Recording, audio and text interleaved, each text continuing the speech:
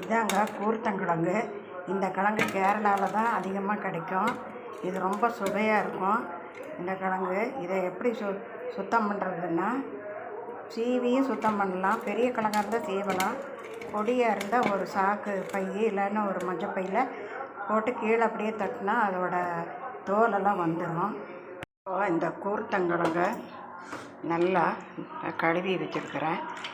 இப்போ இதில் தண்ணி 2 டம்ளர் ஊற்றிருக்கேன். இதில் மஞ்சத்தூள், கொஞ்சமாக உப்பு, இதையும் போட்டு இப்போ இந்த கிழங்கு பாருங்கள் நல்லா வெந்துடுச்சு. இதை நாம் எண்ணெய் ஊற்றி கடுகு போட்டு கருவேப்பிலை போட்டு தாளிக்குவோம். இப்போ இந்த கிழங்கு பாருங்கள் நல்லா வெந்துடுச்சு. இதை நாம் எண்ணெய் ஊற்றி கடுகு போட்டு கருவேப்பிலை போட்டு தாளிக்குவோம். மிளகாத்தூள் போடணும். இப்போ அந்த வேக வச்ச கிழங்க ஒரு ஸ்பூன் எண்ணெய் ஊற்றி கூர்த்தங்கிழங்கு, கடுகு, மிளகாத்தூள் எல்லாம் போட்டு வதக்கியாச்சு. சூப்பரான கூர்த்தங்கிழங்கு பொரியல் ரெடி. ரொம்ப அருமையாக இருக்கும் இந்த கிழங்கு.